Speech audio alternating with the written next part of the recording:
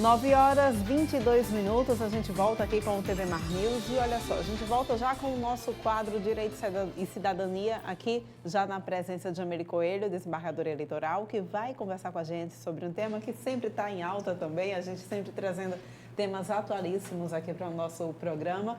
Semipresidencialismo, parlamentarismo, presidencialismo voltou a ser discutido na Câmara dos Deputados também. O nosso, inclusive, presidente da Câmara, dizendo que não é invenção dele e tem retomado, então, com essa discussão.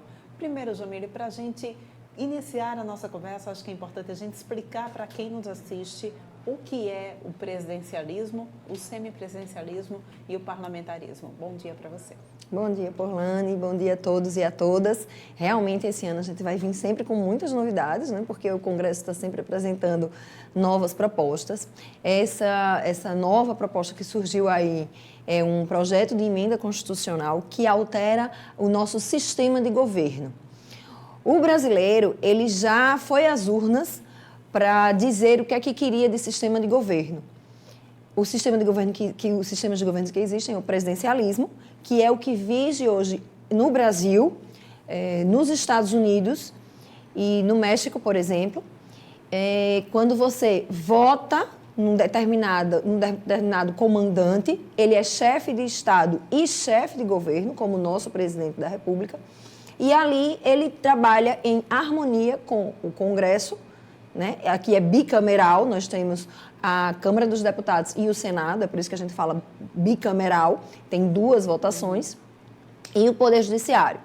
Quando a gente altera esta forma de governo para o parlamentarismo, a gente introduz aí a figura do primeiro-ministro, que pode ser chamado de primeiro-ministro, chanceler, premier. É o que acontece, por exemplo, na França, é o que acontece na Alemanha, né, Angela Merkel, é o que acontece nos Estados Unidos, na Inglaterra, na Austrália, porque ali você tem uma diferenciação entre o chefe de governo e o chefe de Estado. Esse é o parlamentarismo. Como é que ele se dá? Existe uma eleição para o presidente, esse presidente é mais uma situação honorária, ele cuida até das forças externas, mas ele intervém muito pouco no governo. E os parlamentares, os deputados, seria aqui no caso, eles escolheriam uma pessoa para ser o primeiro-ministro. Na teoria, isso é muito interessante, porque todo o poder emana do povo. E o Congresso da gente, o que é? Nossos representantes. A gente já brincou aqui de que quando se fala assim, este Congresso não me representa, não é verdade. Né? Este Congresso que está aí, tal como a Assembleia Legislativa e a Câmara de Vereadores, foi colocada e foi formada pelo voto do povo. Então, é um reflexo dessa nossa sociedade, sim. E se a gente não está satisfeito, a gente tem que votar, por isso que é importante a participação política de todos, para alterar isso. Então, na prática, o Congresso, ele elege um primeiro-ministro e esse primeiro-ministro ele é responsável pelos atos de governo. Então, o dia a dia, né, o desgaste, o varejo é realmente com esse primeiro-ministro. E por que seria interessante o parlamentarismo? Quando a gente já tem numa situação muito recente, né, da redemocratização para cá, a gente já teve 2 processos de impedimento, que são os impeachments. Um foi concluído e o outro houve uma renúncia antes do processamento do impeachment. Teorias à parte, se isso foi válido ou não, a renúncia foi válida ou não, a gente deixa para outra oportunidade. E isso causa um trauma muito grande na democracia. Realmente é um arranhão. Então, há quem defenda o parlamentarismo, porque quando você não quer o primeiro-ministro, o próprio Congresso escolhe outro. Então, assim, na teoria é bem interessante, porque seriam a própria comunidade representada pelos congressistas quem faria o governo. Existe meio que uma mistura entre executivo e legislativo. Ele foca o poder no legislativo.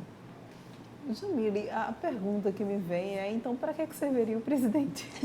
Na verdade, ele estaria aqui apenas para receber o salário de presidente? A gente fica brincando que nesse tipo de governo, né, no parlamentarismo, por exemplo, a figura mais clássica disso é a rainha da Inglaterra. Exatamente. Então, muita gente faz, tá ali como rainha da Inglaterra, que é realmente um sentido mais figurado. Ela preserva ali a democracia, né? Ela respeita o primeiro-ministro e ela é só chefe de Estado. Ela é a representação externa daquele governo. Mas o dia a dia realmente é o primeiro-ministro. E o que é que tomou fôlego aí nesses últimos dias? Tem um projeto de emenda constitucional, não é uma coisa fácil de se aprovar, precisa de 2/3 na Câmara, 2/3 no Senado, em 2 votações. Então, assim, não é simples. Não seria para agora, 2022. A proposta que seja para 2026 é a mistura deste presidencialismo com o parlamentarismo. É o semipresidencialismo. Tem na França, né, o Macron, e em Portugal, por exemplo. Nessa situação, você elege diretamente o presidente da República, como a gente elegeu, só que ele não é o chefe de governo. Ele é o chefe de Estado, tal como a rainha da Inglaterra, mas com um pouco mais de poder. O que é que ele pode fazer? Ele é a representação externa, então as relações exteriores com outros países é ele quem cuida. Ele é o comandante das Forças Armadas. Certo. Ele pode vetar projetos de lei. Ele pode nomear e desconstituir e exonerar pessoas dos cargos. E aí você tem também a figura do primeiro-ministro.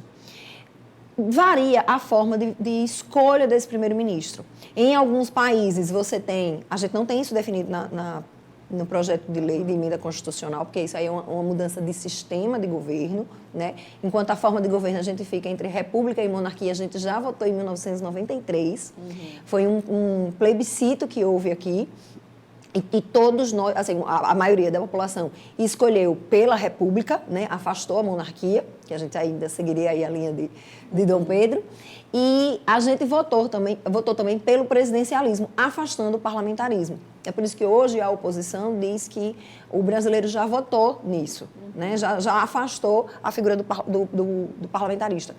E do sistema parlamentarista. E a gente vai para esse semipresidencialismo que você permanece com o voto direto, ele tem mais funções do que o parlamentarismo, mas você tem a escolha de um primeiro-ministro também. E qual é, em tese, a vantagem desse sistema? Quando há um desgaste de governo, quando há um desgaste, uma crise política, é mais fácil você retirar esse primeiro-ministro e alterar aquela pessoa que está comandando o dia a dia. Sem que seja necessário, então, um processo de impeachment, que é isso que a gente vem, na realidade, tem visto acontecer, né? Aconteceu em 2018, em 2016. E a gente vê muito comentar também agora, desde 2020 para cá. E, na verdade, seria a solução mesmo para todos esses desgastes políticos da nossa política que a gente está tendo? Você acredita que sim? Olha só, é um sistema diferente. Realmente, a gente já afastou o parlamentarismo. A proposta é um sistema que mistura as duas situações, então manteria o voto direto do presidente com muitas funções. Na teoria, isso funciona. Eu, particularmente, não sei se isso funcionaria no Brasil, porque a gente tem uma crise de representatividade. Eu sempre que a gente pode falar aqui, eu falo na responsabilidade do eleitor. Eleição não é brincadeira, mas é uma coisa maravilhosa e a gente tem que agradecer para que tenhamos, porque temos essa democracia e temos a oportunidade de, em 4 anos, né, em anos alternados, quando a gente trata de eleições gerais ou eleições municipais, de mudar nossos governantes, de mudar os nossos representantes. Então, é preciso que a população atraia para si essa responsabilidade.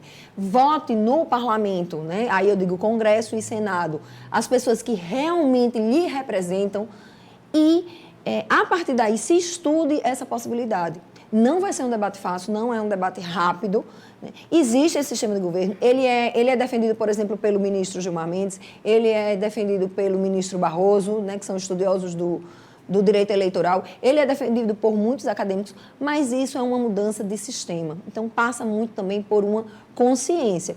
Se é a melhor opção, a experiência vai dizer, e vamos deixar o Congresso aí debater. Pois é, Jamile, muito obrigada mais uma vez pela tua participação aqui no TV Mar News. Quarta-feira que vem a gente volta a se encontrar. Com novos assuntos, que daqui para lá vai surgir outra pauta, com certeza. E olha só, gente, a gente também está vivendo aí uma situação complicada e instável em relação à nossa crise social aqui em Alagoas. E a pergunta que fica é até quando a gente vai viver isso? A gente traz mais detalhes agora na análise de Arnaldo Ferreira. A falta de protagonismo do governo estadual e da maioria dos 102 municípios faz agravar a crise social, daquelas famílias em situação de extrema vulnerabilidade social, neste momento de recessão provocada pela pandemia do coronavírus. Os números oficiais atestam isso. No cadastro único do governo federal, por exemplo, a gente constata lá que aumentou de 920 para 980, ou seja, quase 1.000 famílias que vivem pelas ruas de Alagoas e que dependem para sobreviver minimamente de algum programa de assistência social do governo federal. Pelas ruas de Maceió, num levantamento aleatório, se observou mais de 2.000 invisíveis, aquelas pessoas que vivem nas praças e que dependem da caridade da população para sobreviver. O Centro de Defesa de Direitos Humanos, Zumbi dos Palmares, há mais de um ano tenta conseguir 80 milhões de reais dos quase 500 milhões de reais que serão arrecadados pelo Fundo de Combate à Pobreza, o FECOEP, e quer destinar este montante para 100 entidades que trabalham e assistem a população em situação de extrema vulnerabilidade social, como os moradores de rua, por exemplo, e não conseguem. Na semana passada, a Frente Nacional de Luta dos Trabalhadores Rurais Sem Terra ocupou a porta do Palácio para cobrar do governo Renan Filho um programa emergencial de combate à fome e à miséria. E até agora,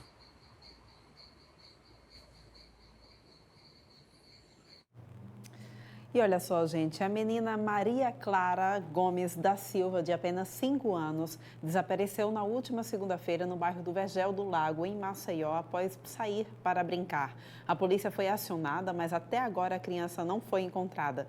Segundo informações da polícia, a menina teria saído para brincar por volta das 18 horas e não foi mais vista. Quem tiver qualquer informação pode entrar em contato pelo número 98813-6075. Repetindo, 98813-6075.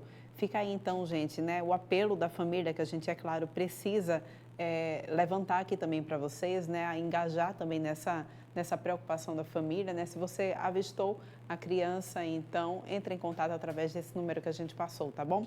E para a gente encerrar aqui o nosso programa, o prefeito JHC, em suas redes sociais, anunciou a retomada da vacinação aqui em Maceió. A partir de hoje, às 13 horas, pessoas com 35 anos ou mais estão liberadas para tomar a vacina contra a Covid-19 em todos os postos de vacinação. O JHC ainda anunciou que o Corujão da Vacina também está de volta até às 21 horas nos drives da Justiça Federal e Jaraguá e nos shoppings Pátio e Maceió. Fica então aí a gente encerrando, né, o nosso programa com uma notícia boa. Se chegou a tua hora, corre lá, vai para a fila, é a fila da felicidade, a fila da esperança. Se vacina, cumpre então com o teu dever social, tá bom? A gente vai encerrando então o TV Mar News de hoje. Muito obrigada pela tua companhia, mas a gente volta a se encontrar amanhã, tá? 8h30, aqui no teu canal 525 da NET.